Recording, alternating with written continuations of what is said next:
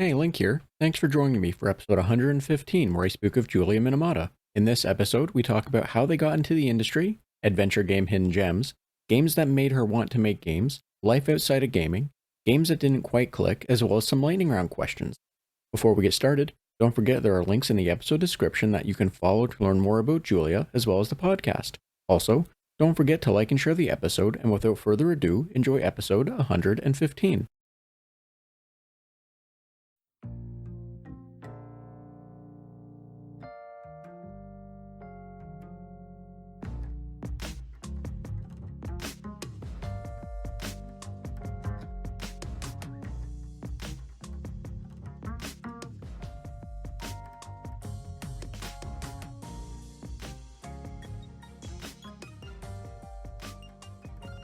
Hi, and welcome to the Red Tunic Podcast, a podcast where I look to rediscover what makes gaming fun and enjoyable by having positive conversations with those related to the industry. My name is Link, and today I'm joined by Julia Minamata, developer of the Crimson Diamond and contributor to projects such as Witch, Strandings, and Space Warlord Organ Trading Simulator. Hi, Julia. How are you doing today? I'm good. I'm really good. How are you? I'm doing all right, especially after round two of the introduction, not making a mistake on the name. It's a lot of words. It is a lot of words, and the funny thing is, as we start, as made the joke before we're starting, the one that was the tongue twister is the one I did okay with. So, I'm just confused with myself. Anyway, it's Friday, and I think that's the important part of it all. So how's your week been is how I should maybe start that one when I Oh say it's boy, Friday. that wasn't on the list of questions. Let me take a look. Okay, I write down everything I do in the week because I forget. And this is, usually there's not a quiz about it, but okay, what did I do? Okay, it was a heat wave as we all know in southwestern Ontario. So I actually got out and I enjoyed a little bit of it and the cooler evening parts. I went downtown Toronto a little bit, hung out with some friends. And what else did I do? Oh, I streamed. I stream on Tuesdays, so I did that. That was hot. That was a hot time because of the lights. What else have I done? And a game that I was working on came out yesterday on Thursday, so that's been very exciting too. So yeah, it's been a good week. It's been a real good week. So, that is great to hear that you survived the heat wave. I'm I'm absolutely shocked that you ventured out Oh, I know. into the outdoors for that. Like, I don't know what the temperature got to for Toronto, but for Ottawa where I am, the CBC was saying it was 35. My car said it was 40. So like neither of those are fun with like 80% humidity. So Mhm. I'm in awe of your bravery to step outside. I nearly chickened out because I was looking at the weather network. I had my eyes just tracked on that, and it said 36 feels like 44 or something ridiculous. I'm like, what am I even doing? This is so I nearly did chicken out of actually going. But I will say that it was actually in the evening at least, which is when I did go out on the Monday. It was the sun was down and it was actually this a very nice balmy night. There was a breeze which really helped. I don't know if you had the same breeze in Ottawa, but in downtown Toronto was this lovely breeze going through. So it was actually really honestly not that bad. And I'm shocked I'm even saying it, but I was glad that I did venture out. I did not go out during like the hottest part of the day or anything like that. I stayed in for those 2 days pretty much all the way, besides that evening. Um, So, speaking of the breeze, like yes, it was disgusting here. I don't know we did have a breeze during the brief period that I was out, but it was like a warm, wet breeze. Um and at one point it was raining, Hmm? I think. And I say think because something was coming down, but the moment it hit me it was gone. So I don't know. It was we did not get a nice cool breeze like you did. We got just a disgustingly wet breeze or what have you, right? Is But Ottawa more humid, I wonder? Because sometimes I feel like it is. I honestly I don't know. I know in the winter we get it worse just because it's a valley, and Mhm. also Ottawa, the nation's capital in air quotes. Um, we don't have as much of like a city spread. So like we don't have as much of those awesome buildings to like just cut down on things or create wind tunnels or Hmm. like disrupt stuff. So like maybe probably a little worse just because of the Hmm. whole dynamic of it all. Um, but I've never actually looked. So I'm just venturing into wild guessing territory right now. That sounds worse what you described. Like I didn't feel those things when I was out. So I'm going to give it to you guys this time. Not that it's a competition. I don't think we should be, I don't think the capital of Ontario and the capital of Canada should be fighting. We get that enough as it We do. is. So I don't think we should be contributing to any of that.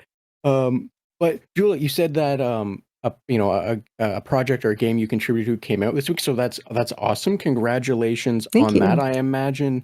Um, I imagine that's nice to now be able to like for a brief period because there's usually like the post release all the madness that has to go into it, but like that brief period of hopefully being able to catch your breath and relax a little. I hope you get more of that than not, you know what I mean?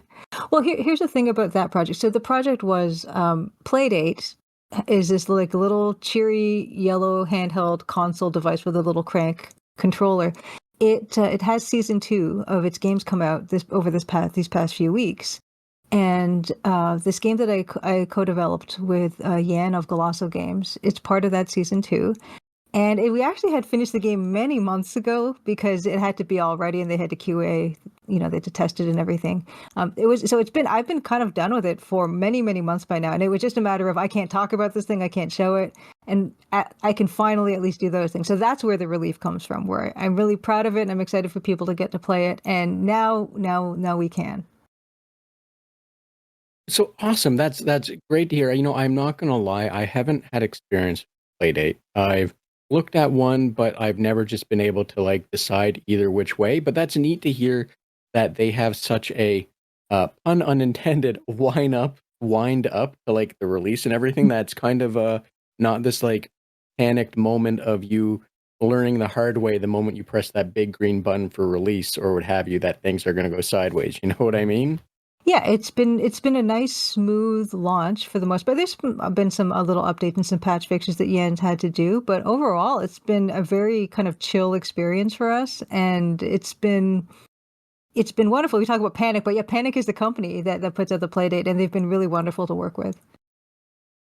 So another great thing to hear. Like I said, I've never had a chance to really like look into one beyond just the cursory. It's always on my like periphery. So I'm looking forward to one day maybe having one in my hands or getting to explore and check out the wide variety of games and what you've worked on. Um, and speaking of what you've worked on, Julia, I we haven't got to this. We got a little sidetracked, not in a negative way or what have you, but would you mind telling me and anyone listening a little bit about yourself, just kind of like as a the elevator pitch or like the 411 of who you are, just so that the things that you feel are most important that people should know about you right out the gate. You know what I mean? Yeah, sure. Yeah, I'm Julia Minamata, and I am based here in Toronto, Ontario. And I kind of did my own game. Basically solo developed a game except for the music. This game called The Crimson Diamond, which came out last August, and that's been my kind of thing. It's a cozy mystery adventure game, and it was a long time coming because it was my first game and I had a lot to learn. But as I was developing it, because I was taking like more than 6 years working on this thing part time, I got the opportunity to work on other projects, which brings us to, collaborating with Xavier Nelson Jr. of Strange Scaffold. And we worked together first on Space Warlord Organ Trading Simulator, and then Witch Strandings. And then actually, we got to work together on a Playdate game called Recommendation Dog that I got to do some art direction for as well, which is my first time getting to do that. And from there, it's kind of been, I was more concentrating on releasing Crimson Diamond, which fortunately I did get to do it at long last, last summer. And now this year has been for me a year of kind of smaller little projects, which I've been really, really enjoying doing. So this Chance's Lucky Escape, which is the season 2 Playdate game that I worked on with Yan, has been exactly the change of pace that I needed after like this long haul development cycle.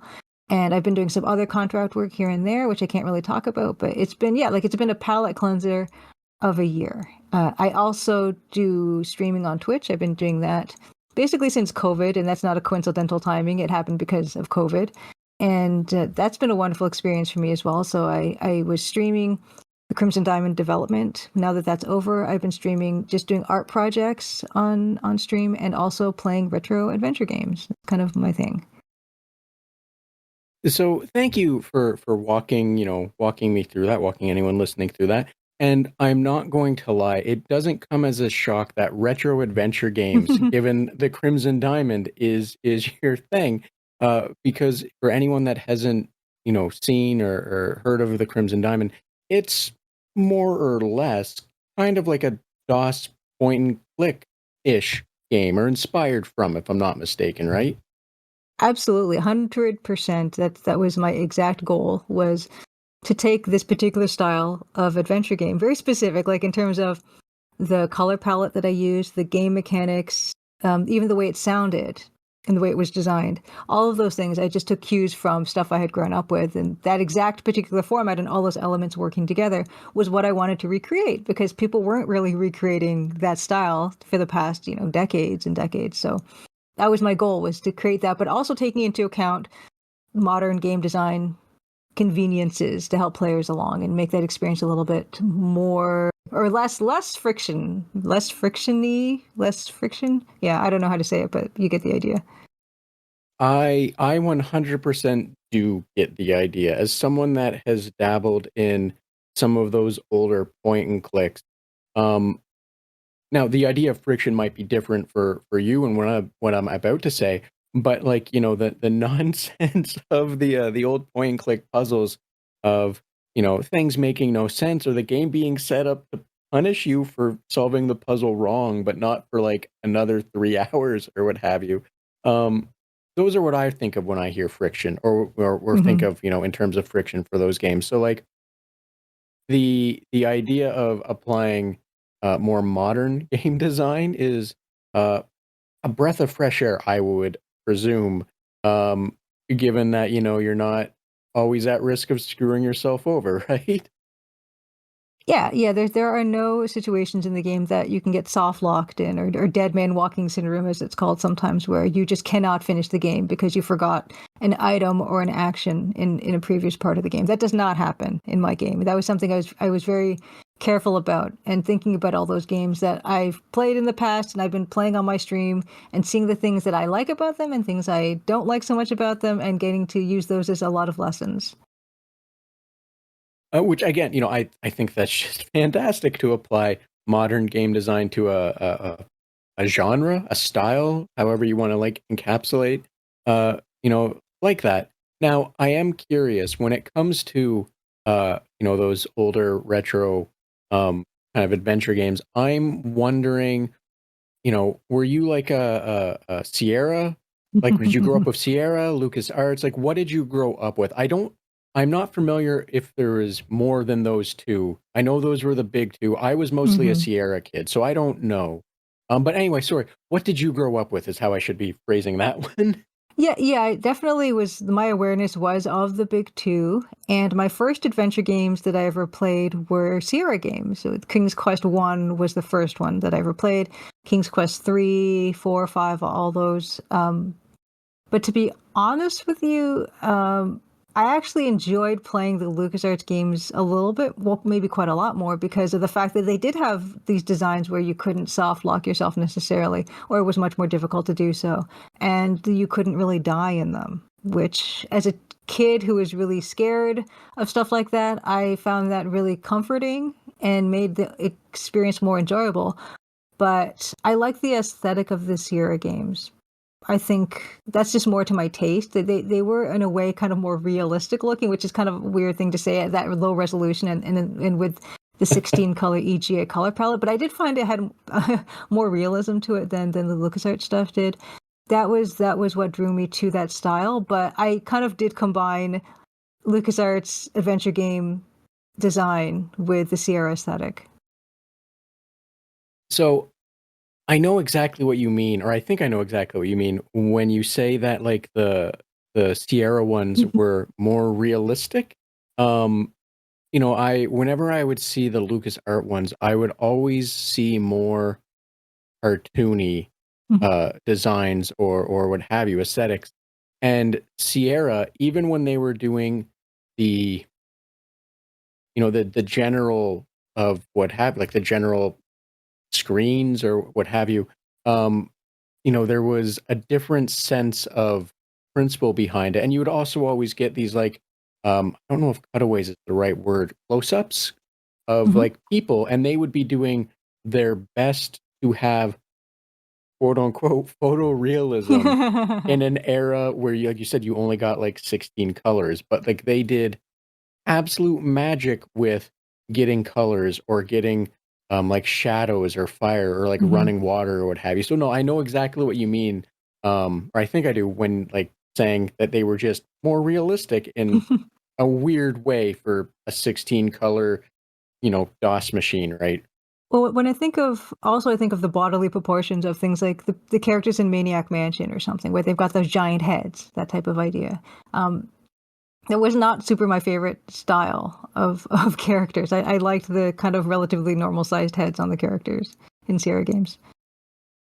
Yes, and that's another thing that, I think they did well is you had like the standard, I forget the head height, 6.5 or what have you. Um, like it felt like they had the proportions of everything right. So yeah, thank you. That's another thing that, made it feel a little more grounded despite the sometimes wacky nature of the things they were throwing at you, right? Absolutely. Um, So, Julia, I am wondering, like, how is it that you got into, developing and making games? It was the result of having spare time, and the spare time was a consequence of me trying to be a freelance illustrator. That's kind of what I went to school for, and that was not going particularly well when I was starting out because I don't know if you've noticed this, but print publications have been on the decline for almost probably even longer than when I got out of school. They are not as big of a business as they once were because now we read everything online for the most part. And I think I just had really bad timing in terms of my chosen field being illustration, specifically magazines and newspaper illustration. That was my elective that I selected in my final year of illustration. And yeah, it was tough trying to find work in that industry. And I had all this free time, and I was starting to think back on what I liked, what I enjoyed as a kid. And this was kind of the time of YouTube just coming around when, oh my goodness, there's this thing called YouTube, and people are sharing all kinds of videos. And some of those videos were let's plays of adventure games, and some of them would be let's plays of adventure games that I did have fond memories of, like the King's Quest games and whatnot. But then there'd also be let's plays of adventure games I'd never seen before, and specifically, and most importantly for me, let's plays of adventure games of people who had just made new adventure games in that kind of early 2000s period, and they had made those games on their own. So we're talking people like Francisco Gonzalez, who made the Ben Jordan series, and Yahtzee Croshaw, who created the Chizo Mythos series of games. And I was fascinated by this because, we think about Sierra games, we think about LucasArts games, and we know that, oh, these are companies and these are salaried employees, and they work on these things full time for, maybe 18 months or whatever. And these things cost tons of money to make, and all this expertise and these super high powered computers, and you need to have warehouses to store stuff. There's just so many logistics and expenses involved.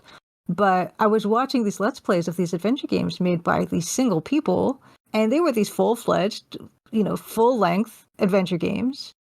And I thought that was the most amazing thing I'd ever seen because I loved adventure games. I always had. I just never thought there was anything that someone could create on their own until I saw it. And I learned about this engine called Adventure Game Studio, which is purposely made to create that type of a game. It made it so much easier for someone like me who didn't really have that programming background. And that was, again, it was such a significant thing for me to get to see it being possible to do that. And that's kind of what got me started.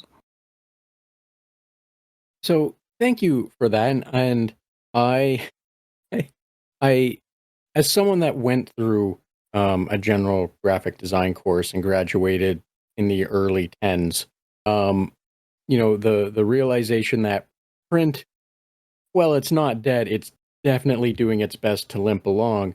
Um, and going out and having to go and find something that you could make a shift to.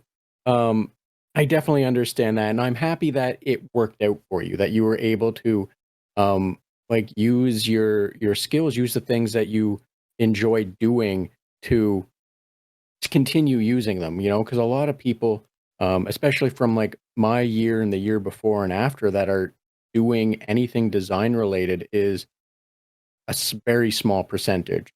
So like I'm happy that you were able to it feels dirty to say, but make use of your education. You know what I mean?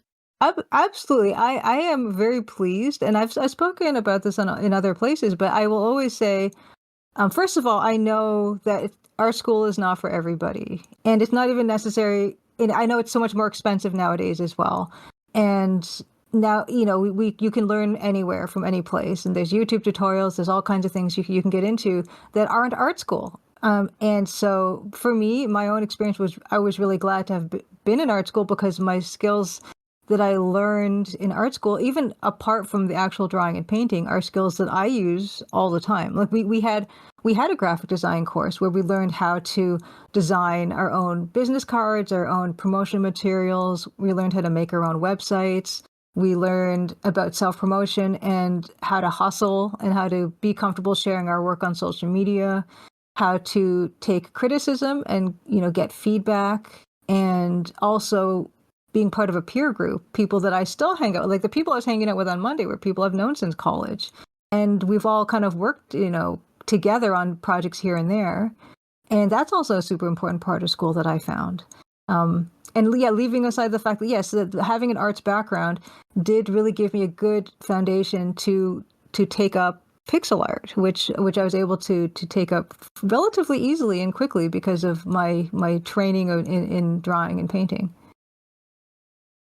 So, thank you for speaking more to that. And I'm wondering if you have any like words of encouragement for others, or if you were going to go back to child Julia or what have you, and like give words of encouragement. Like, do you have any words of encouragement for whomever you would like to picture giving them to, that you would like to share?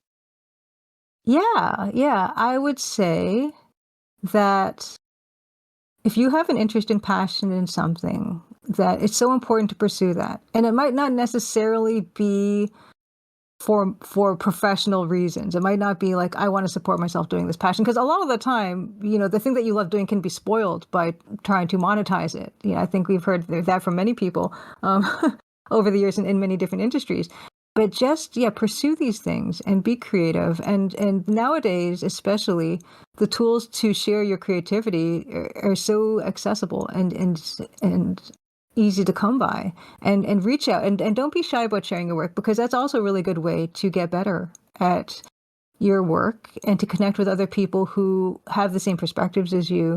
And you can make friends and you can have colleagues. It all starts from just taking that step of creating stuff and being true to what you want to create, and then taking the second step of sharing that thing out with other people. And those two things are super enriching. And economically, it's not too expensive to do those things. Especially something like pixel art, where you're not having to buy, expensive brushes or paints or anything like that. There are so many pixel art programs that are very, very cheap or free to use, and you can make stuff on your phone even, or you can just make stuff with a mouse. A lot of people I know are pixel artists who use a mouse and not a stylus. There's so many ways to go about it, and if a lot of the time early on is going to be finding what you gravitate toward, what works for you, and that experimentation part is part of the fun. And I guess my last part of advice for anybody is to make sure that you're enjoying the process too, because the outcome, it can come out well, maybe it won't come out so well, and the outcome could be, oh, this thing, if it's a game, might sell tons of units, or it might not. But if you've enjoyed the process and you share that enjoyment with other people, it's always going to be to the benefit of you and everybody else. So thank you for sharing that. I especially liked the final part about just, like, enjoying yourself doing it, right? Um, because at some point, if you stop enjoying something that's gonna, like, you're gonna burn out on it, it's gonna take away the passion or what have you, what have you, what have you. So, thank you for speaking to Mhm. that. I also liked, um, I don't know if you meant it this way. I might just be biased about, like, how to hustle or what have you. Um, and I don't think we had anything like that when we went through it. Was I think we got just, like, right up to that point, and then everyone was kind of afraid to say it or push people to, like, get to that point, because it was right before the whole uh, hustle, quote unquote, lifestyle started, where, like, everything had to be making money and what have you. Mhm. It was just, like, on the cusp of beginning. Um, so, like, I I just I just like that that's something that they try and teach in school, and I often wonder if there's, like, this um like, undercurrent of, like, be careful, because if you do it too much or do it wrong, you're going to end up hating what you're doing. You know what I mean? I know a lot of creative people who, yeah, they feel like, oh my goodness, if I share too much, if I post too much on Blue Sky or Twitter or something, then people are going to get sick of me, and this oversaturation. And I don't know about you, but yeah, I mean, when I'm scrolling through Blue Sky primarily, if I see a second post by someone, it just passes over me. Like, it's not something where I'm like, oh, look at this person trying to push their post on me too much. Because at least from my perspective, as someone who's also trying to do that, like, it's just like, yeah, this is what is required to, if you are trying to make a little bit of money at this, that's part of it. And that's actually probably 50% of it, actually. I mean, aside from making the game, part of being half of the job of being a game developer, if you want to make money, is to make people aware of what it is you have. And it can happen that maybe you can be completely anonymous, or maybe you just don't have to share anything and something's a breakout hit. But in terms of the percentages, that's such a tiny percentage, and it's already a very small percentage that you might make a decent living at this type of thing anyway, that you might as well just give yourself the best chance and share out. Because also the reward for doing that can be connecting with people and making friends, like I said, and also connecting with people who you can collaborate with, which has been my experience. It's not just about selling the thing. It's about yourself and what you're trying to put out there, and what kind of work you'd like to do more of, and who you'd like to work with in those connections.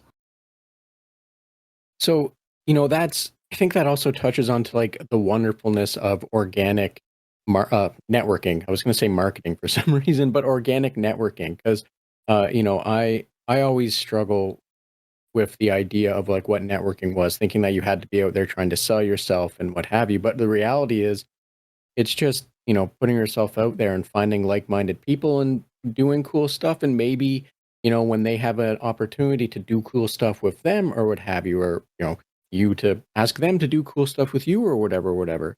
Hmm. So, like, you touched on that, and I wanted to make note of that, because that's also um, a really cool and important thing to, like, just put out there, that networking doesn't have to be this forced affair where you're trying to sell yourself. It can just be a thing that happens because you're doing cool things and other people see you doing those cool things and want to do cool things with you, because you don't seem like someone that's going to eat their face, right? Yeah, and that kind of goes to, if we want to talk about going back to this whole marketing business part of it, that aspect of it. I released my game last year in August, and I knew that I did want to be a part of the games industry, and I didn't know exactly where I would land with that, because who knows how the game would end up doing and how it would be received. That's those are beyond my control. But if I can kind of spread my, work out to a bunch of different other places, working with other people, then that means that I can get these kinds of opportunities, maybe more of those opportunities, and then from there just keep building and building. And that's part of it too. It's like, yeah, you're making friends, which is, yes, I think it keeps it being genuine. But also thinking about, yeah, where's my space and where are my places that I can find myself in this industry, and and all that, putting yourself out there, that's all part of that process.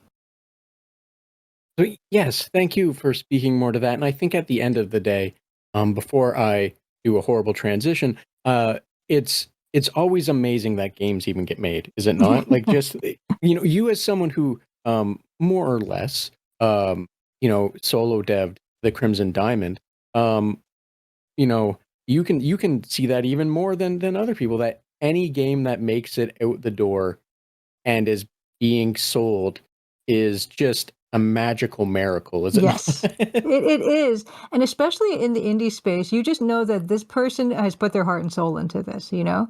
And that's also something that, coming to it from a game developer perspective, anything that comes out is amazing. And also to respect that work, because this person just put that all out there, you know? And they didn't know what's going to happen after that. I didn't know what's going to happen after I put out Crimson Diamond. You just kind of hope for the best. And that's brave. That takes that takes guts. Yes, yes, and is doing as you well as you as someone who has a different background as a creative, who has shifted to another industry that is a creative passion, driven thing. Doubly fold how difficult it is to put your stuff out there and hope that people respond to it or that people enjoy it or speak nicely of it. Yeah. Oh, yeah. Oh, yeah, yeah. Like, I look back at the illustrations I made, and I am still proud of them, even though, they didn't bring me as much work as I would have liked, or they didn't lead to much more than what they were.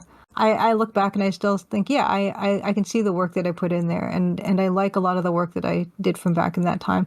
So yeah, you need to, at the very least, to say, given the skills and knowledge I had at the time, I put out my best work, and that helps to alleviate any type of feeling of, if only I had been able to hack it in that particular industry. Yes, I know. Yes, and as I said, I'm happy that things have, that they turned out, that they worked out for you. Because again, getting a game out the door is just a miracle in of itself. And you know, I'm I'm curious, as a horrible transition for this, but I'm curious, as someone that is starting to do uh, like is streaming other adventure games, older adventure games or what have you.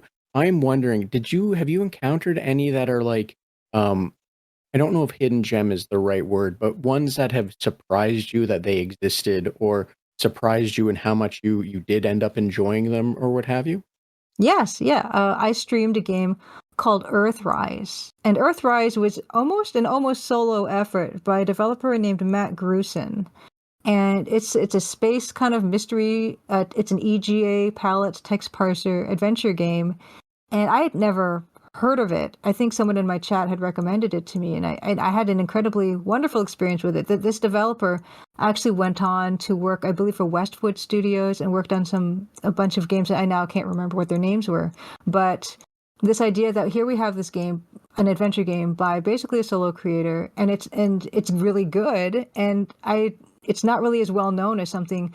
There is a particular shareware adventure game called Hugo's House of Horrors, and it's that's also a solo dev project by someone called David P. Gray, and that one is very well known in the adventure game community because there weren't a lot of shareware adventure games, and so the ones that we did get really tend to stand out in our memory. And in the adventure game community, Hugo's House of Horrors, all three of those, it's a trilogy of games, are very beloved because, oh, here's this guy, and this was back when it was not as easy as my day. This was like, I think, early '90s. David P. Gray made his games, and it's just this amazing thing of, oh, he did it. It was so much harder then, and these games are beloved by so many people. I feel like Earthrise by Matt Grusin is just as good, if not maybe better than Hugo's House of Horrors, and not very many people know about it. And I'm really actually pretty happy because on Blue Sky, I know someone who follows me on Blue Sky, because of my stream, played it themselves, Earthrise, and had a wonderful time. And I'm glad that I can be part of people discovering that hidden gem. So thank you to speaking to that, and it's always interesting to me just because um, my experience with point and click kind of adventure games was, many years ago in the early '90s. A friend I had, I don't know where he got them, but he kept coming into these. I just don't know where or how. Hugo's House of Horror is one of them. Looking at Mhm, I'm like, oh yeah, hey, this is easily rememberable or reminding of what have you. But like the I just what I'm getting is my current or what have you experience with them is very low. And knowing that there is this kind of community that is treating and exploring the older games today in the same way that I treat Super Nintendo games or PS2 games mhm, or what have you, is it's just wonderful and awesome to know that like there's a healthy community that is still trying to find these older games and share them and play them and like enjoy them. You know what I mean? mhm. Absolutely, yeah. I think as being a PC gamer, I've never really been a console gamer. I grew up with PCs in the house, and there's like thousands of games that you can play with DOSBox or ScumVM or something, some emulator. Very easy to get to download and play them, and some of them are even commercially available, which is kind of amazing. A lot of them aren't, but even the ones that aren't are fairly easy to run still. It's not as tricky as with emulators and consoles or anything like that. Um, and it's just wonderful because I on Twitch, most of the times I'm watching retro streamers and they're playing the most incredible things that I've never even heard of. And it's just like these little cultural points of, oh my goodness, FMV from the early 90s, or you can get, PC 98 games or something from Japan, ones I'd never seen with the most gorgeous pixel art. It's there's such a treasure trove of undiscovered, well, for me anyway, undiscovered things. I'm learning every day when I'm watching streams about new things I'd never known about. Yes, and like I understand what you're saying, and it's as I'll say from my angle, from my end, it's kind of like tourism. I just dip in every now and then and like see something that someone will post or share on Blue Sky. I'm like, that's really cool, and then be on with my day. But like, I'm happy that you are getting to find all of these cool, lost gems or forgotten games. Because, like you said, there's hundreds, if not thousands, well, thousands, if not tens of thousands, I think is the Mm-hmm. more appropriate way to put Mm-hmm. it. Uh, game releases that are from these like from that era. Like when I learned, it's in more recently, last like 10 or 15 years or what have you, of things like the Amstrad or just the Mm-hmm. healthy home computer market in the UK and in Mm-hmm. Japan. And like they're like sending out magazines, like you can type this game up yourself and make it. Mm-hmm. Good luck. Mm-hmm. Um, and like when I was growing up, and I'm gonna make the assumption similar to you, that it was Apple at best, or maybe an old DOS machine or what have you. But like you didn't know those existed, and now just learning that that kind of like environment or ecosystem existed is always just mind blowing. And it's also, as you're seeing, like just the amount of awesome things that we just never heard about because they just didn't get made for Windows 95 or for DOS or whatever, right? Yeah, I actually did grow up with a lot of DOS games in the house. So I do have that like firsthand experience. But yeah, just thinking about games, like, I just found one a few weeks ago called Street Fighting Man, and it's an isometric EGA. It's like Double Dragon, but isometric, and it's great. It's made by basically one guy, Steve Coleman, and I'm streaming this thing, and the people on my stream are generally much more knowledgeable than I am about these games. But they were like, I've never seen this before. I'm like, I know, this is incredible. And it's fun. It's fun. That's why also I'm so glad to still be streaming, because it does give me kind of an excuse to just dig into this past that I've had games back in the day, but I didn't even scratch the surface of what was around. So I we really had a wonderful way to name games back in like the late '80s, early '90s, didn't we? Street Fighting Man. It's Um, exactly what it says. yes, if I imagine, like you said, it's if if you ever were curious, it just says the name right there. Everything you need to know is right Everything there. you You're need a to know. street fighting man. It's in the streets. It really is an isometric, beautiful, actually, views of these three-quarter views of these rooftops and everything. It's incredible. Fighting, there's, punching and kicking. You can pick up some items like a bicycle chain or a crowbar, and you're a dude. You're a dude. You're trying to save your girlfriend, and it's all there. It's perfect. So I would like to know before I bug you with another question, just looking at quick screenshots of this, um, Street Fighting Man's face is it it's the derpiest ditto little looking face I think I've ever seen. He's I so don't say this in a cute. negative way, that like the lowest effort, but it was like this is the best they can do to communicate that this man has a face. Yeah, yeah. And We were debating on chat whether that's a mustache or his mouth. you know, that's I don't want to weigh in on that debate. It could go either way. I like it. I like the idea that it's a mouth just because it is. It reminds me of Ditto. The Pokemon when it transforms, that stupid like lights are on but no one's home Yes. kind of face, right? Hmm. But no, thank you for sharing the name of that game. Um, I'm gonna look into it more, whether it's watching a long play or what have you, just because it looks I want to see just how much of the name is not communicated in the gameplay, and also see Mr. Ditto's man's doing his thing. He's great. Um, He has a great little strut. It's amazing. I'm definitely looking forward to finding videos of him and his little strut now. Thank you so much for that.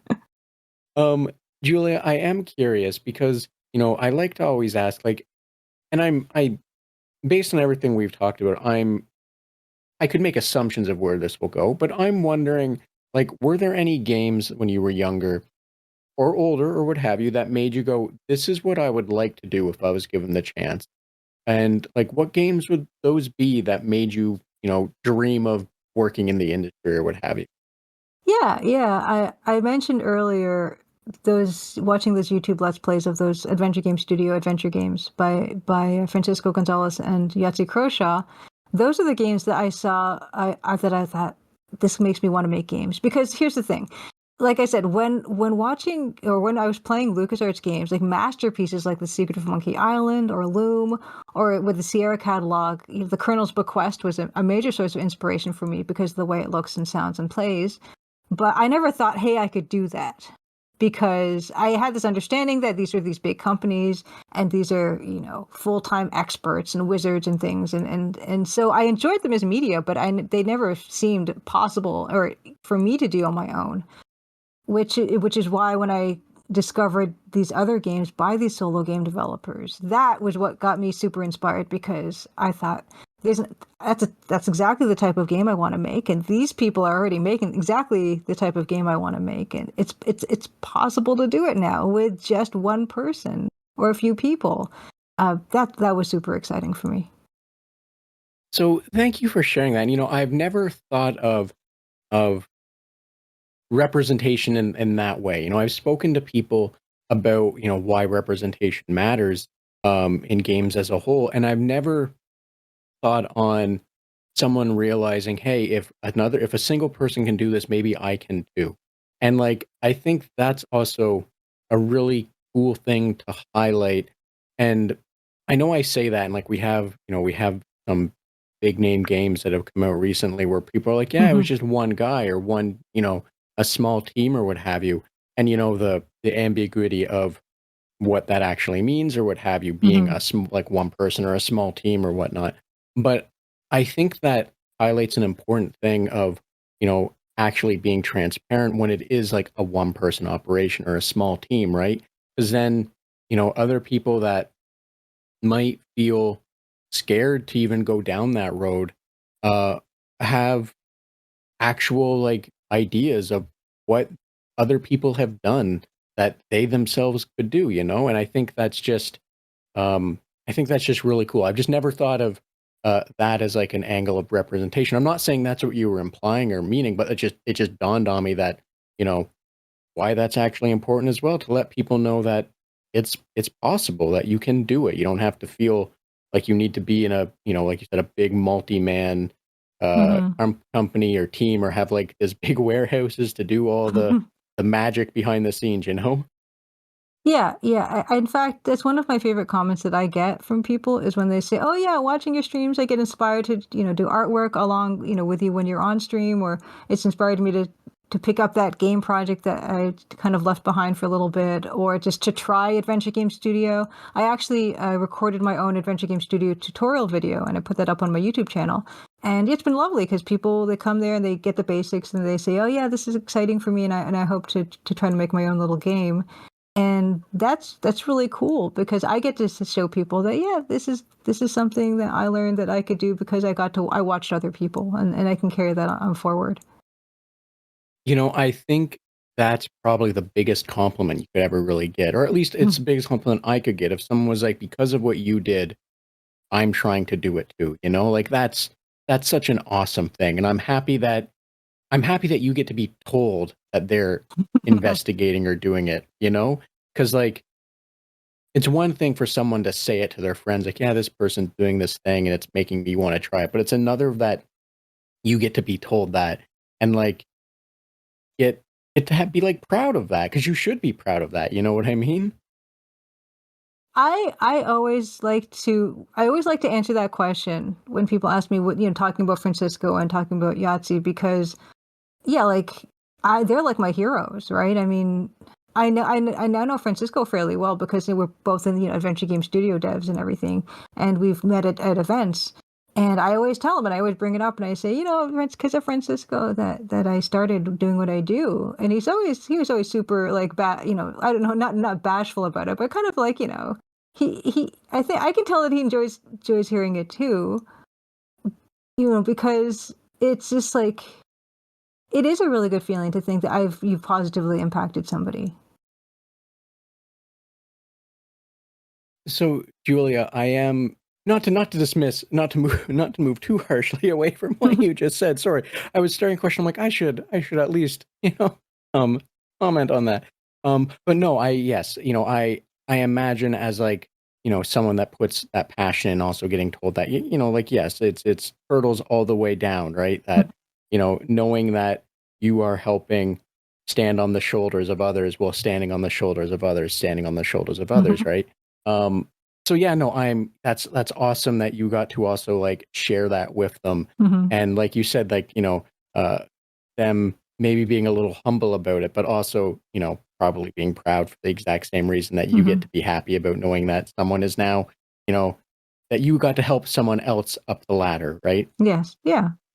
Um, but Julia, I am curious because, like, it's a Friday evening. I don't want to steal way more of your time than you've already graciously given me. But I do want to bug you with a few more things, and the main one is I want to ask what you do outside of working on or making games or what have you. Like, what do you do to relax, or what do you enjoy doing to relax? Because you know, um, generally speaking, people are not just the one thing that we would know them for.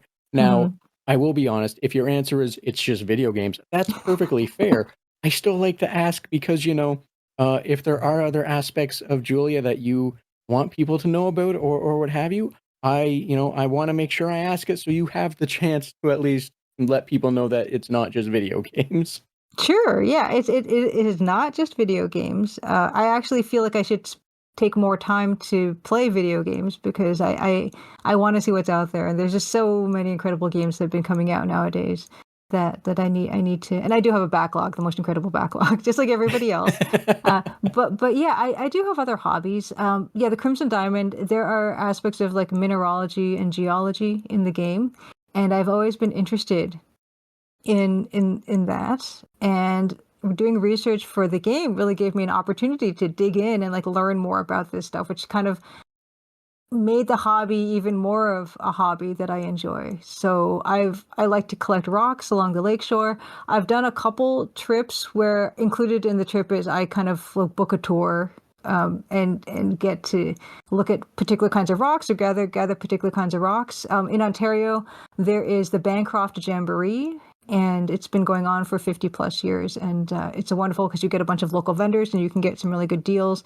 But also, when I was going to that, I booked a tour to go to a place called the Schickler Occurrence, which is where you can get fluorite in Ontario. And fluorite is this beautiful, beautiful kind of rich purple. It can be rich purple. There's a range of colors from purple to white or clear. And I got to get some genuine Ontario fluorite being on this tour, which was incredible.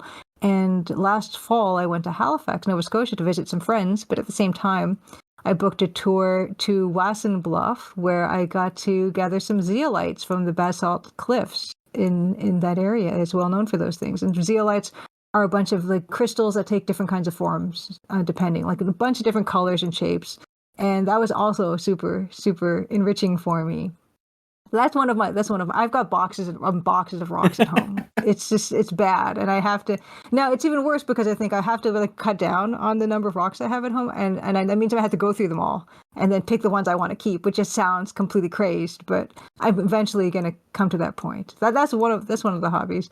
Another hobby that I have is one that I share with my mom. It's bird watching. And there's actually a character in the Crimson Diamond called Kimmy, and Kimmy is a Japanese Canadian, which is part of my heritage, and she kind of speaks to my dad's side of the family. And she's a bird watcher, and part of the reason she is partly is because my parents love bird watching. I now take my mom bird watching. Most weekends we'll get out to a park, and we've been doing these trips to some provincial and national parks during the migratory bird season, which is in May. And I've started to take pictures of the birds we see and everything. So that's a lot of fun too. And I've started to share some of those photos on stream. I also do cross stitching, and I cross stitched EGA scenes. Like I've got my little 16 color palette embroidery floss colors, and I use kind of black cross stitching cloth. And I've reproduced a lot of the portraits, the speech portraits from my game, and one of the rooms in the Crimson Lodge. And also EGA scenes from other games too. That's a nice one. It's a nice relaxing thing to do in front of the TV or something. I'll keep my hands busy that way. And I guess the last kind of major hobby that I have that I can think of is I play soccer. And I've played soccer ever since I was about 5.5 or 6. And I used to play competitively. And when I was like a young teen, my team was provincial champs. So we were pretty serious about that stuff. It's been a long time since that time, but I still play just scrimmaging indoor, and I'm part of a league in the summer season, outdoor season, and it's just a really good way to just get exercise and run. I like jogging as well, but nothing is more motivating to really push yourself than actually chasing people and the soccer ball around when you're playing a soccer game. So that's something I like keeping up as well, and it's nice socially as well because it's like it's 11 other people on the pitch, so it's my favorite type of exercise and gets me outdoors because I actually stay indoors quite a bit and I love every minute of it. But it's a good way for me to get outdoors. So thank you for sharing all that. I really like the I really like the idea that while a lot of other game devs are also getting involved with rocks, but they're doing rock climbing and bouldering. You took a little more literally, and you just Yes. got involved with rocks. Yeah. Oh, yeah. I love them. Whenever I travel, I like to check out the Natural History Museum wherever it happens to be, and just get all in there. And also, I would love to. I need to do more trips to go to different places to do more rock hunting. I also really love the idea that, some people when they do trips, they like plan part of the trip's excursions or whatever around like the restaurants or the food, and you're planning it around the rocks that you can track down or find. I think that's just really really interesting. It's I've never heard it before from anyone, so I just think that's really neat because usually it's food or local Hmm. landmarks or whatever. And I'd be remiss because you set me up to ask these few questions, and I'm not going to miss the chance to do it. Um, what is your favorite rock? You know Ooh. what I'm asking. I don't know how to ask it better, but you know what I'm asking. Yes. Okay. So here's the thing. Let me explain your question to you. Okay. because it is a very specific question.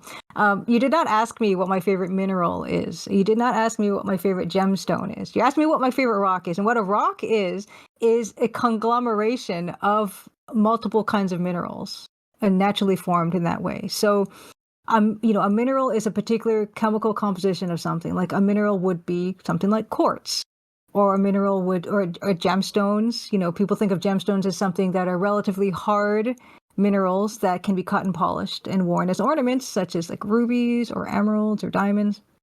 You didn't ask that. You asked me what my favorite rock is, and I have an answer that I feel very strongly about.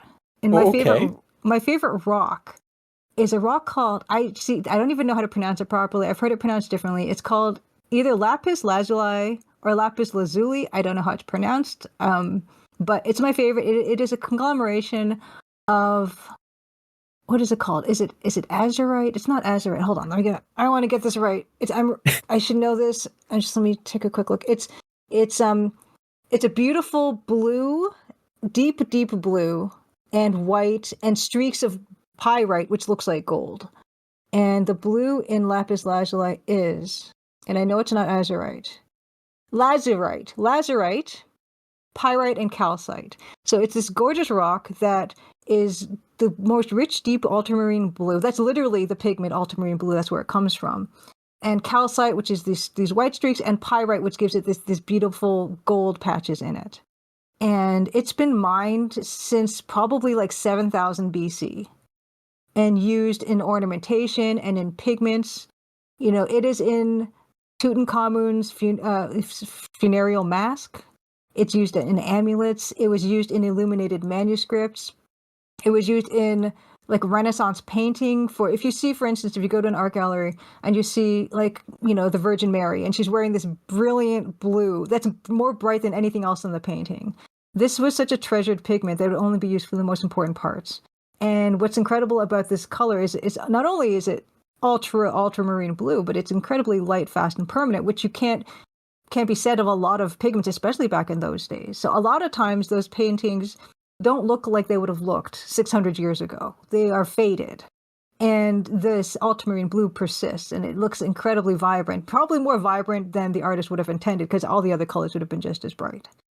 But it's culturally incredibly significant rock that we've recognized as being treasured and important for basically all of human civilized history.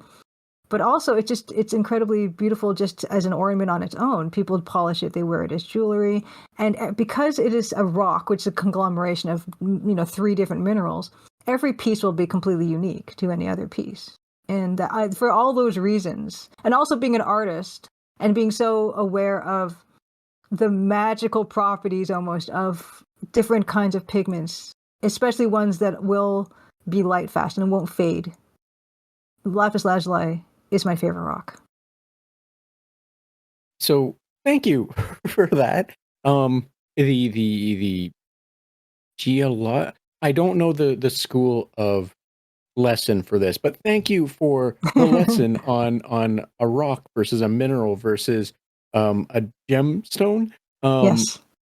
I honestly never knew. I wasn't a grade A student to begin with, so there's that. But I had no idea. So thank you for sharing that. That is really really interesting and really cool to know, especially the pigment aspect to it. Mm-hmm. Because like you said, if everything else dulls unintentionally as it ages or what have you, still having this kind of like a bulletproof paint still like popping and like being there, that's awesome to know that that's why it pops so much. And like you said, if it was used for like the most important parts and such, that just adds extra special to it, right? Because that Yeah. means it's still going to be the focal point of the image even more now, right? Mm-hmm.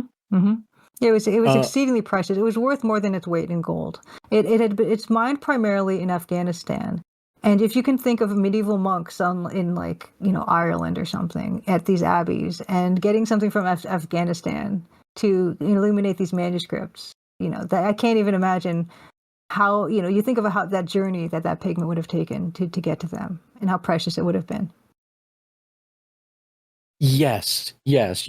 As all things expensive pigment wise, um, I imagine that ultramarine blue, that specific ultramarine blue, was probably up there with like the what you'd associate with like the royal purples, where it was such an extensive um, process to either make or to acquire, what have you. That like, yeah, you like the everything involved. So no, it makes perfect sense. And just thinking on how is also just a wild thing. So thank you for all of that. That's really interesting. I'm not gonna lie, I've never looked at ultramarine blue, the history of it, and like it coming from lapis lazuli or however it's pronounced. Mhm. Um, that's really fascinating. Thank you is Oh, the you're short and welcome. long of that. Yeah, Um, I'm happy to share the passion for rocks that I have, and also for pigment. I mean, EGA. If we wanted to go back to games for a second, EGA is a very bright palette. And I've always gravitated toward bright colors, and I, as a person who does do watercolor painting from time to time, being very aware of the array of colors at our disposal, and knowing that sometimes in artist series of paints you might get brighter or better colors because just the pigments are more expensive. And even still now, that even living in the age of a lot of mostly synthesized pigments, like people tend not to think about bright, rich, saturated light, fast colors as being a luxury. And they aren't really so much anymore. But you think about hundreds and hundreds of years ago, they really, really were. yes, yes. As someone that is a fan of royal purple, I have um, a bit of an idea of the nonsense that led Oh yeah. history wise for it, right? Yeah, Um, Tyrian purple, the snails. yes, yes. I'm not gonna lie, I never remember the actual Tyrion. I had to go look it up just in this moment. But yes, yeah, the fact that it was like shells that they had to get a very specific kind of Yeah. shell, and then like step Yeah. and bash, and you know, it, all the same thing as lapis lazuli to make the ultramarine, Yes. right? Just the amount Exactly. of everything is it's just a wild thing. Um, Now I am going to ask you this one real quick as well, just because you mentioned it, and um, it's an easy thing to ask just for a whole bunch of reasons. But like, if you're bird watching, you got a favorite bird? Is it as extensive as the rock too? Well, I mean, a bird, that's a pretty general term that can apply to most. So, but it is a hard question because there's so many kinds of birds. But the one I tend to gravitate to, so the migratory bird season tends to be for warblers, and there are a vast variety of warblers of all different kinds of colors that you can enjoy. But when I think about my favorite bird, I've kind of been thinking about this question before, and I've been gravitating to a particular bird, and it's the cedar waxwing. And the cedar waxwing, it kind of has a crested head like a cardinal does, but it's very sleek. It's kind of like got this beautiful buff plumage, but it's got the tips of its wings are bright yellow and red, and it's a very striking bird. And it's one of my favorite things about it is it's very easy to identify as well. Because sometimes you look at a bird, you're like, well, that's a sparrow. They all some of them have subtleties that you can distinguish, but you really need to get your binoculars out. With a cedar waxwing, you know exactly what you're looking at. There's no other bird that kind of looks like that. And they are around in southwestern Ontario. You can see them. They're not super common, but they're not ultra rare either. And I just think they're gorgeous. So thank you for that. That's I looked it up quickly just because I was curious, and like you're right, it is a very distinct kind of bird. Um, an easy one to identify, like similar to like a cardinal being easy to identify, or like a blue jay being easy to Yes. identify, or a robin, or what have you, right? So like, Yeah. thank you. I'm probably going to be first now with seeing them and going, oh hey, it's a cedar waxwing every time I see one now. In the same way that when someone tells you like the number of like a Toyota Corolla sold, you start seeing them everywhere, right? Mhm. I know I imagine it's not going to be as extensive as that because I live in, Ottawa, which is quote unquote a city. But, when I do see birds, that's going to stand out now. So thank you. That's an interesting bird to have as a favorite. And like another just interesting thing to know exists and to like be aware of them. So thank you for that. You're welcome. Now, Julia, as I said, I didn't want to take up too much more of your time. However, if you would grant me just a few more minutes before I kind of turn the lights on and, usher you to the door, I would like to hit you up with some lightning round questions. Sure, and like I said, like if you can want to get through more questions, you can get through more questions if you wish. I'm happy to answer whatever. Maybe we'll see after the lightning round. Okay, we'll do lightning round first. Okay, let's go. Because I do like to not steal your time. I am aware that it's a Friday night, and also you have a life, and I don't want to step into it too hard to steal your downtime, right? But we'll go from there after this. Now, as I said before, we did start recording that these are lighthearted, nonsensical, random questions. By all means, feel free to answer them however you would like. There's no judgment, and you can just answer them however you see fit. Okay? Okay. Awesome. So just give me one moment because I have to bring them up.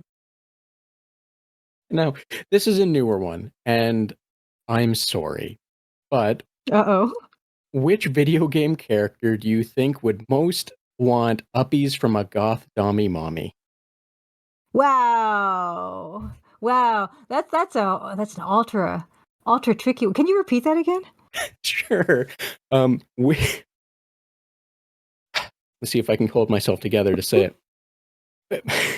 Which video game character do you think would most likely want uppies from a goth dommy mommy? Now, did you come up with this yourself? Because it sounds like you didn't. So there's a story to this question, is what I'm saying. Okay. There is, yes. So to pull back the curtain a little, a lot of my lightning round questions, I shop them with certain people. I just ask them these questions out of the blue. Okay. And the original version of this question is, which video game character do you think is most likely in search of a goth dommy mommy? Okay. And okay. He rebutted with the uppies, which I like much more. That's really cute. Yeah, okay, I've got an answer. Okay. Now, I mentioned that I don't play a lot of console games, so I never really grew up in like a Nintendo or Sega household or anything like that, but I did grow up with Game Boy, and so I do have some exposure to like the Marios and the Warios and whatnot of the world. And I will say the video game character that best wants uppies from a goth dommy mommy would be Wario. Because Wario, he is a very commanding presence, but I think he's probably got this vulnerability and softness to him where he'd want that aspect where he can be the one that's kind of like the submissive person. And also he's kind of short, so I think he'd like a big lady, right? I think that could really work for him. No? Did I answer that wrong? Oh, I'm not going to disagree. I like the seriousness of the logic being applied. That's what I'm laughing at. I appreciate the methodical takedown of your reasoning for it. So thank you for that. I think it could work. I think it could be good for him. You're probably not wrong. I think anyone that's played the Wario games knows that he just wants to be seen and be reassured that everything's okay. So yeah, I think you're probably much closer to the truth of that one than anything I would have guessed for my own question. May I ask how else other people answered it, or is this you said this is the first time? This is a very new question, so I think you're like the second person. I don't exactly remember how it was answered last time. Because if the other person said Wario, I'll be so disappointed in myself. I'm not gonna lie. My memory isn't the greatest, so there's a 50-50 they did, and I'm going to be editing the episode in the future and be like, no, and just laugh to myself over it. I'll be so embarrassed if that's the case. Well, I don't think you need to be embarrassed if that's the case. I think it just means that great minds think alike. All right. Yeah, very obvious to everyone but me. Um, let me. I'm gonna hit you up another one. I don't know if this is gonna be in the same vein. We'll see. Uh, but what video game character do you feel is most likely to text you a picture of their feet at 2 a.m. and ask, "Do these look the same size to you?" Oh boy, let's see. Okay, I'm gonna have to ask for like more. I'm gonna have to ask follow-up questions on this one too. By all So, okay. means. So this person is this person genuinely, or do we not know? Is this person genuinely concerned that they're having a medical condition or having some kind of episode where either their perception is going to be skewed, where they think their feet are different sizes, or they have got a circulation problem where they're getting what is it called? Is it yeah, some kind of circulation problem where like one foot's getting swollen with fluid, and they're concerned, they're legitimately concerned that there's something that they need to address, or the other thing. It's so if the other thing is, are they doing this in a weird sexual nature? The answer is no. It is completely innocent in their question of maybe yes, maybe it is a, hey, do these look normal to you? Or what have you. So I'd say more in the realm of where you were thinking it was, or where you were playing with it, or where it was, that yes, that would be the point of it. It's innocent in nature of actual educational reasons or medical Okay. reasons, Okay, maybe. because that is where my mind goes first, because the 2 a.m. thing could imply different things depending on the context. So I'm going to go with the possible, either the person's having some kind of maybe potentially medical issue that, or not, or just they're perceiving a potential medical issue, or they're just, they're a little bit concerned. I'm going to go with that one. And I'm going to say, I feel like it's weird because I said, again, I'm not a console kid, but I'm coming up with console character answers. And I don't know what that says about me. But then if we had to say that, then I would say Sonic the Hedgehog, because, he'd care very deeply about his feet and he uses them a lot. And I can see him really paying attention to the condition of his feet. Again, Julia, I appreciate the methodological breakdown of the question to arrive at Sonic. Thank you very much for that. And he also Um, seems like he'd be insecure as well, because he comes off as kind of cocky, right? And so I feel like a lot of times that's a front that for people who are kind of insecure. So I think that he would also be that way. I am very much appreciating your attack of these questions. Thank you very much. Um, and for the record, the intention of the question was innocent. So for the future, I've added innocently text a picture because, the intention is, yes, something like that. Okay, well, because that surprises me, because I totally would have thought you meant the other way from that And see, question. that is not why I've added innocently, because, I did not want the implication to be there. So thank you. I am now more aware of it. You didn't think that the implication. Anyway, we'll just move on. I'm not a clever man, is the best I can say. So, Julia, I'm going to hit you one with that I'm assuming is going to be more innocent in nature without any weird ambiguity to it. And Okay. that one is, what video game character do you think is most likely to put orange juice over their cereal? Oh. Oh. Okay. What video game character most likely to put orange juice over their cereal? That's a good question. And what an absurd thing to say, but that's a good question.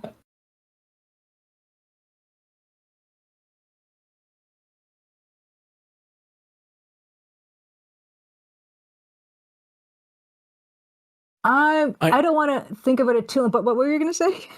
I was gonna say I'm almost shocked that you aren't attacking this one with the same kind of logical step by step I breakdown. And it am seems like it's though. actually, it's just all in your head instead. Yeah, I am though, because I'm trying to think of a person, like name a person, and then tell you my reasoning. And so that's kind of what's taking me a while. I'm flipping through my Rolodex of video game characters and thinking, who would put orange juice on their cereal? And honestly, I do have a rationale that I'm now trying to attach to a character, and that's kind of, so I'm working backwards on this one.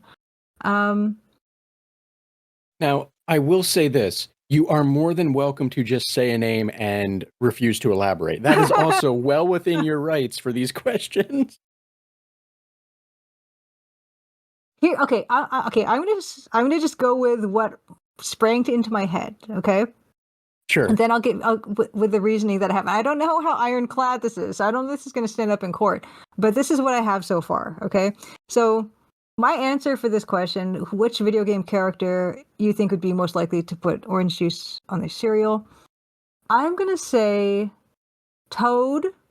Toad, the Mushroom Kingdom retainer. And the reason I'm picking Toad is that for a number of reasons. The first reason is that I feel like Toad would probably get a little bit bored being a retainer in the Mushroom Kingdom.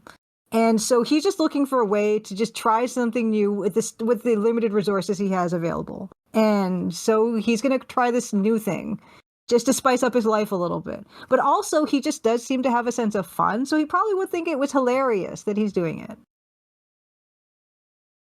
So I really I really like the idea that Toad is just, oh, Princess is stolen again. Huh? Must be yeah, it's Tuesday. That like the wildness, if you will, of the Mushroom Kingdom or what have you, is so non-exciting to him that he seeks out his own kind of excitement by putting orange juice on cereal just to see what would happen. There's a whole game. Doesn't he have that Toad's Treasure Hunt game that he just kind of does his own thing? I think it was probably exciting the first time Peach got abducted, or the fifth time that it happened. But it's like the 30th time, and it's like, okay, princess, wrap this. You should know, you should have some self-defense training by now. What's happening here, kind of thing, right? Well, you can just see the montage of him with his alarm clock at 6 o'clock in the morning. He gets up. He just knows what his whole day is going to be like. So at the very beginning of his day, he has a chance to do something different. And that's his only chance. His one and only chance to actually have some agency in his life that isn't following someone else's script. Before the rest of all that nonsense for his day. Julia, I appreciate you weathering the lightning round with me. And the insight and the takedown of the questions. Thank you for that. It's it wasn't a requirement to give me the breakdown, but I'm always appreciative of hearing how people get to where they get when I throw them questions that, quite honestly, probably have no business being asked. You know what I mean? I just like to try to do a good job. That's like my whole thing. So no, you're gonna get the fullest extent of what I can offer. As someone who also just tries to do a good job, I can appreciate that on an empathetic level. So thank you so much for doing your absolute best in the face of nonsense. It's magic. Well, to be honest with you, it's almost like a writing exercise, right? When you think about it. And I like that the idea of trying to think about characters and try to come up with rationales like that. I enjoyed writing my game, for instance. I never really was much of a creative writer in school. I never really wrote stories or anything like that too much. But I find that aspect of it super fun to do. So that was just a fun little creative exercise I just got to do. So thank you. Yeah, you're very welcome. I am happy that I gave you an excuse to work those muscles. Yeah. Yeah, it's just a nice little intellectual challenge, a little, kind of thing. Now, Julia, as I said, I don't want to take up too much more of your time. However, you did say if I wanted to bug you with like one or two more questions, I could. So I'm gonna hit you with one more. Okay. And this one I don't know where it's gonna go just because the vast nature of all the things you've played. And earlier I asked you like the kind of like the hidden gem of like the old EGA adventure games or what have you that you've been exposed to. I'm wondering, was there a game amongst them that you knew had a pedigree going in? And I don't mean this a negative against the game, because this is, it's always a personal thing, right? When it comes down to these. But was there a game that you went in that the community had spoken fondly of or what have you, and it just didn't click with you for whatever reason? And again, I don't mean this as a Hmm. black mark against the game. Just, was there a game that you just started playing and, oh, I can't. It doesn't work with me or what have you. You know what I mean? Yeah, I guess for me, was thinking about the question, I was thinking more along the line. In the list was popular game that just didn't click. Was I think the prompt for this one. Yes, Um, this would be a riff on that. Yes. right, and so that's kind of where I'm going to go with it, if you don't mind, because that's the one was kind of thinking of in terms of what my potential response could be. By all means, you Um, take these questions however you choose to take them. I'm more than okay, happy to have you rip on them yourself. Okay. Um, because I was thinking about this because at first, when I saw on the list popular game that didn't click with you, I couldn't think of anything. And I was racking my brain thinking, oh my gosh, I can't think of, but at long last, just like with the Toad retainer question, I actually did come up with a whole, like in fact, a series of games that I have played over the years that are super popular. And yeah, I always kind of, abandoned them after a certain amount of time. My favorite game genre to play is adventure games, but my second favorite genre of games to play is RPGs. And I don't actually do that probably ever anymore because there's such an incredible time investment. But back in the day, I was trying to think popular. Do I even play popular games? Because that's a whole other thing where I was trying to think of even a popular game I've played lately, and the most recent so-called popular game that I could think of that was reached my definition of what that would be was something like Oblivion, like by Bethesda or something. But that's like a really old game now. But that's probably the last time I played something that be considered like a AAA level of game, and that was even before AAA became this whole other thing. But that's the most recent AAA game that I could think of that I played, and the thing is with I played a lot of Daggerfall. I played Morrowind, and then Oblivion. And I always start them off really excited about them. And these I know, and I know it's a me thing because I'm glad that you couched that with that because I know this is a me thing, and these are incredible games, and very successful, popular, and rightfully so.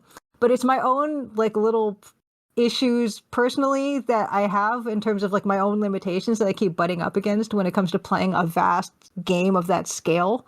That's why I kind of fall away from them so often, because they're just so big. And they've only gotten bigger now, and that becomes even less appealing to me. There's so much in there that I feel like I'm just never gonna get to it all. And that just makes me feel anxious about not experiencing this thing to its fullest. And there's all these different possibilities and all these choices. And I try to also, this is also, it's on me because I try to do the side quests first. And like, let's do all the side quests before we do all the main quests. Well, it's almost impossible to do all the side quests. So that's already, again, my problem. That's something that I feel like I should do. It's like any to-do list. You just try, I'm going to try to get those other things done, and then I'm going to get that thing done.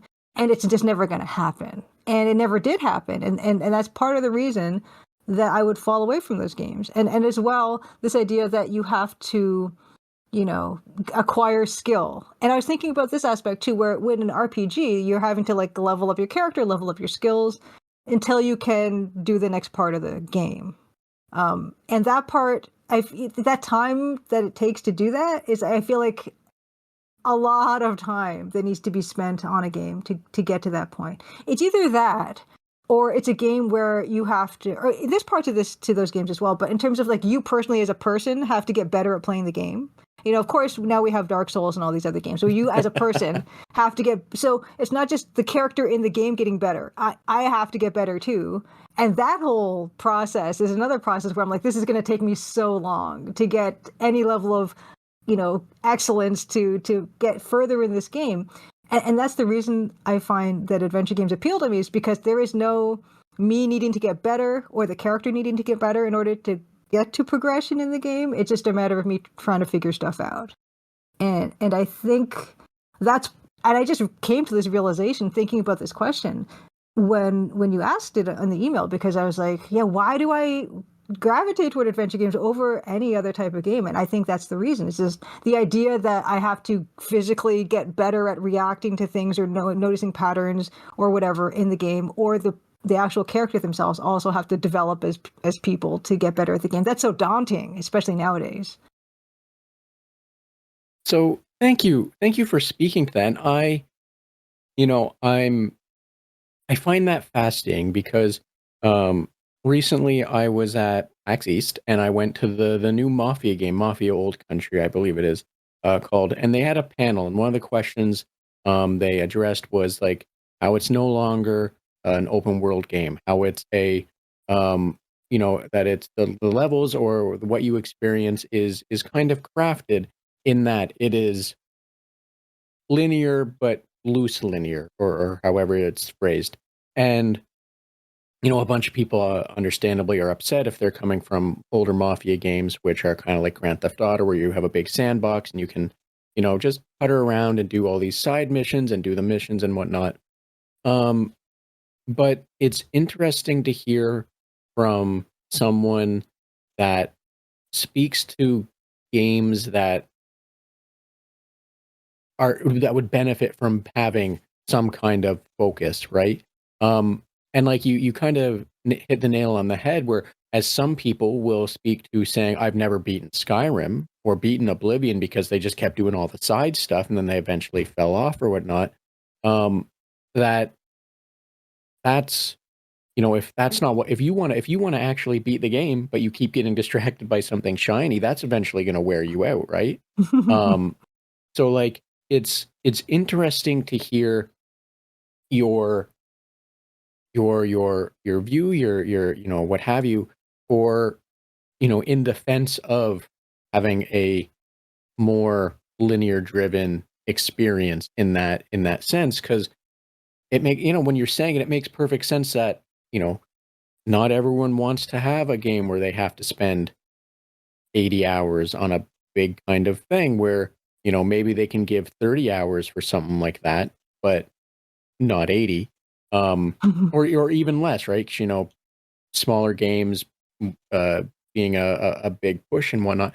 But just the view or the angle that you were putting is, yeah, it makes a lot of sense. Thank you for sharing that, because it's just one of those things where it's, if you don't stop to consider it, you're not gonna understand it or even realize that that's an important thing. That not everyone wants. Well, it's easy to say not everyone wants like that big, huge sandbox, but it's also important to understand sometimes people just want, a big game that's tightly delivered. You know what I mean? Yeah, I think I came to that conclusion for myself personally about the type of games that I like to play, because I am not actually good at playing action games. I'm not good at min-maxing my loadout or optimizing character or anything like that. That part is not necessarily that interesting to me to pursue. And so when I first played King's Quest on like a really old like Tandy machine or whatever it was, it was the gameplay really appealed to me because I was not getting threatened. My life was not being threatened instantly, like with an arcade game or something. I was walking around. I got to explore a space in my own time, and I could, figure out a story. And I think for me, that appeals to me more than me kind of making my own story based on what my actions are. Like in those more open world games, that's kind of what you're doing, I think, where you're making these choices, and you've got this skill set that you selected for yourself, and you're going to play the game the way that you'd like to express your presence in that game. And that's part of the fun of it. But for me, I just like to be in a world, and I want to feel like what the author is trying to tell me. And like I like the idea of experiencing a story through whatever lens that the developer is giving me versus me authoring that experience. I think that's also a part that appeals to me. I also get frustrated really quickly with games. So if you've ever seen me play like the EGA platform, it's like even with Street Fighting Man, it's just like, yeah, I get frustrated very easily when I come across the limitations of my skill. And I probably could get better if I was a bit more patient. I I like the I like the realization of brushing up or butting up against your own limitations in like your skill level. You know what I mean? It's something that I don't think a lot of people spend the time to do. Um, and for me, I hit that wall with games like Counter-Strike or like competitive shooters or what have you. Because I don't have the time and I get frustrated and I don't want to put the time in to have to do all of this learning, like the versions of min-maxing in a game like Mhm. Counter-Strike, learning the corners, learning all the other nonsense. I just want to do the thing. I just want to get in there, do the thing, and if I die, I'll respawn and I'll do the thing. And I completely understand what you're meaning by like I could get better, but I don't want to. It's Yeah, like you just like you just want the to enjoy what effort. you enjoy. Yeah, and the effort required to get me to that point of me enjoying myself is like more than I'm willing to invest. But I think it's great when people really get into something like that and they do want to min max, they do want to figure out everything. That's such a fun part of games as well that I'm glad other people enjoy. I just don't think it's for me. Yes, yeah, not to discredit people that Hmm. do enjoy that. By all means, And I power admire it to very them. much. Yeah, very much. Like I think about speed running in games, and that's a huge community. And I think it's amazing. And I love watching, summoning salts videos, for instance. These videos about people just learning every trick in the book, inventing new tricks. I think it's fascinating. Yes, as someone that uh for a while was trying to speedrun Portal and trying to speedrun Hades, learning and reading about other people's tactics, because the community really is, a welcoming Hmm. community as long as you're not trying to eat people's faces. And like, everyone's sharing and it's like a rivalry to beat each other, what have you. But like just Yeah. reading all the tactics, it's like, oh, I don't have the energy for this. I'm just gonna keep doing what I'm doing and see what happens. You know what I mean? But yeah, I think much respect to communities and for people who get super into something like that. I love seeing something pushed to its absolute limit. Yes, yes, that is a good way to put it. It's wonderful to watch the game kind of hit the limitations of its everything and be like, "Oh, you're breaking in a beautiful way," right? Yeah. Now, Julia, as I said before, I hit you up with that bonus question. I don't want to take up too much more of your time. I do want to let you relax and enjoy and get back to your Friday evening. However, if there was anything else you did want to discuss, maybe mention of a cool game or something else you're doing or something you feel more people should just be more aware of, by all means, the floor is yours. As well, please let everyone know where they can find more information about you, which I'll also include in the episode description. Sure. Yeah. I will end off with a game that I finished fairly recently. Um, and it's got a real soft spot in my heart because what it is a passion project for a legendary game designer who basically made a mystery adventure game, which is something, of course, very close to my heart, having just released one last year. But this person got to do a little thing full of stuff that he loves, and it's wonderful. And the game's Pentiment. I don't know if you've played Pentiment, but it is essentially like a point and click adventure mystery game. And it's from Josh Sawyer is the designer, and he works at Obsidian, and he's better known for like Fallout games, like Fallout New Vegas, I believe, and other games. And he worked on was it Obsidian? He works for Obsidian, and they make the most incredible like triple A games you've ever seen. And so he's been working in the industry for decades, and he got the chance to internally develop this game Pentiment. And one of his passions is like medieval history.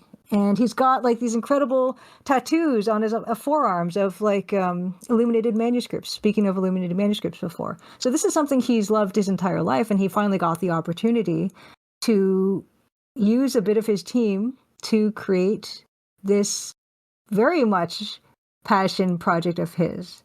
And it's incredible to see the types of ways those types of resources could be used. I mean, I'm basically a solo dev, and there's a lot of people who are small team devs who make adventure games, and we do a decent job at it. But there's a difference between that and also someone who has the incredible amount of experience that he has, and with the resources at his disposal.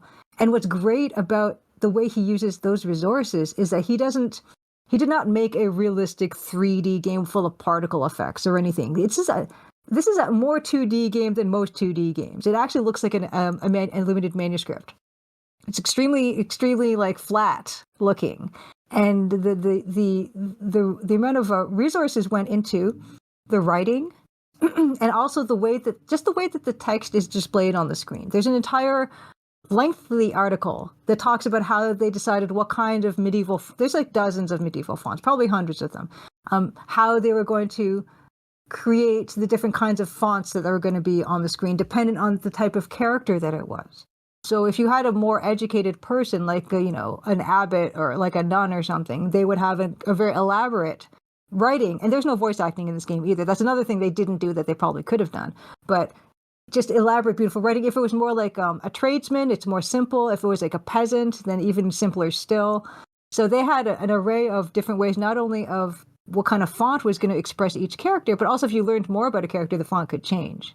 And also the way it was even like being painted across the screen as it was being written out was all very much investigated and researched and then depicted in this incredible organic way. And when you think about that type of writing, this calligraphic writing, like calligraphy, the joins in some of the letters, depending on the two letters that are together near each other, they're going to be different. It's not just going to be like a monospace, like a monotype font. It's going to be like, if you have two L's that are close together, then they're going to look different. They're going to be treated different than if it's like an L and an H or something. And all that was taken into account.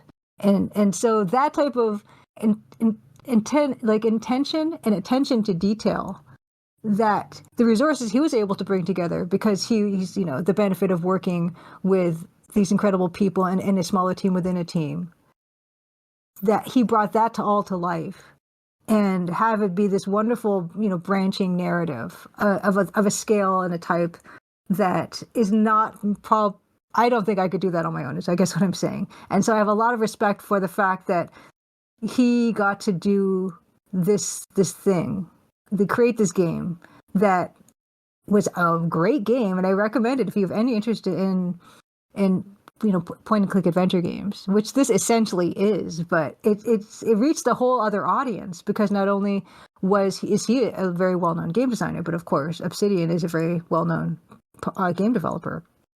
And I love the fact that essentially a point and click mystery adventure game can reach such a broad audience who would then love it. So there's all these aspects. I will continue to speak incredibly highly of Pentiment. So thank you to speaking to that. And I'm not gonna lie, Pentiment's as you mentioned earlier, you have your own massive backlog, right? And just as everyone does, Pentiment's been in mine, and being someone that has a certain fondness for Blackletter, that has done used to do various Blackletter hands, knowing that it went to such detail to change it based on the education, quote unquote, or what have you, personality might be better fit. That makes me feel I need to try it even more, because that's such an interesting take and way to communicate a character to you, the player, right? Yeah.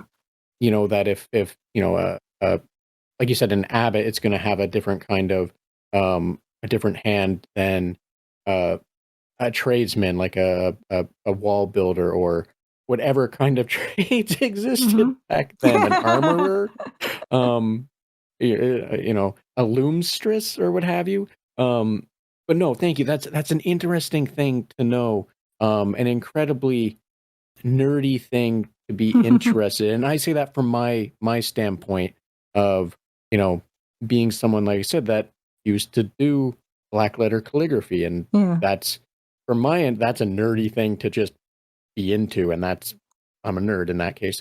Well, I'm the especially nerd knowing in this that, case. yeah, like especially knowing that you had this as a hobby, I would extra super recommend it to you. I even think, I think Josh Sawyer has like I can't remember, either like maybe a master's or a PhD in medieval literature too. So this is like his thing. So he's bringing all that to it.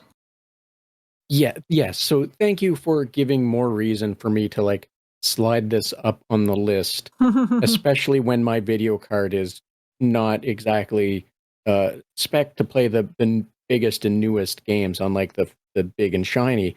This is something that it can handle easily. So thank you so much for giving me cause to, you know, put it higher on the backlog list. Good. Now, I'm Julia, glad. I'm also curious if people want to learn more information about you. Where can they find you? Where can I what links can I make sure or put in the episode to make sure that people learn more about you and get to you if they want to learn more? Yeah. I have a website. It's juliaminamata.com. That's kind of where I put like a landing page that has all the projects that I've worked on. From there, you can there's a link to Crimson Diamond. There's a link. All my social media links are there. I'm most on Blue Sky, so if you want to follow me there, that would probably be the best way if you're into the social media stuff. If you're not into the social media stuff, there is I stream on Twitch at 8 p.m. Eastern on Tuesdays, and I'm _Maple Mystery. So I do that regular. I've been doing that for 5 years, and that's a nice little time. And also, I have an e-newsletter that I put kind of all the stuff, podcasts like this, for instance, are going to put a link up on that, and also like the videos that I put up after my streams, and other bits of news, development stuff like photos of birds, all that stuff. If you want to subscribe to that, you can subscribe to that from the crimsondiamond.com. There's like a subscription like linky thingy that you can do. So those are kind of the best ways. I mean, depending on what type of way you like to interact. Blue Sky, newsletter, and just the website just in general will give you an overview of the stuff that I'm up to. Awesome. Thank you so much for all of that, Julia. I'm going to make sure that that is easily available so that way people can just do the whole clicky click and get right to you. Sorry, that sounds weird to say after saying it, but it'll be there in the episode description so that people can just get to you easily. So thank you for that. I also have a Patreon. I don't know for what it's worth, but otherwise, yeah, that's me. I'll make sure that's there as well for you. But yeah, no, I thank you for all of that. And Julie, if there wasn't anything else, I will let you get on with your Friday evening. I will let you get on to relax and, do whatever it is you're going to do on this pseudo quote unquote long weekend. That's not really, but it is if you took the money anyway. You know where I'm going with that. It's weird. Is the Tuesday off? Yeah, it's the Tuesday. So if you're like me and you saw that coming a mile away and took the Monday, that you have a long weekend. If you didn't, you work the Monday, then you get Tuesday, and then you go back Wednesday. I don't know. It's a headache. Weird. Yeah, I didn't want to dance around it. I just took the Monday. No. That was the smart thing to do. But Julia, as I was saying, if there wasn't anything else, I will let you get on with your evening. I'll stop bothering you. No, this was not a bother. This was a pleasure, and thank you so much for having me on. Julia, I'm happy that this was a pleasure. I'm happy that you enjoyed yourself. It's always a delight to know that I'm not the reason people are, guests are going to stay away from podcasts. So I'm glad you enjoyed yourself. I did. So thank you again. So thanks again to Julia for making time to have this conversation with me. And thank you for joining us on the Red Tunic podcast, as well as a special thanks to Roland Jankies for the use of music from the title track from Road Steep. Be sure to check out the episode description for links to socials, websites, and other means that will allow you to learn more about or support Julia, as well as the podcast. And while you're doing that, share, like, follow, whatever else you think makes the algorithm work. Thanks. Till next time.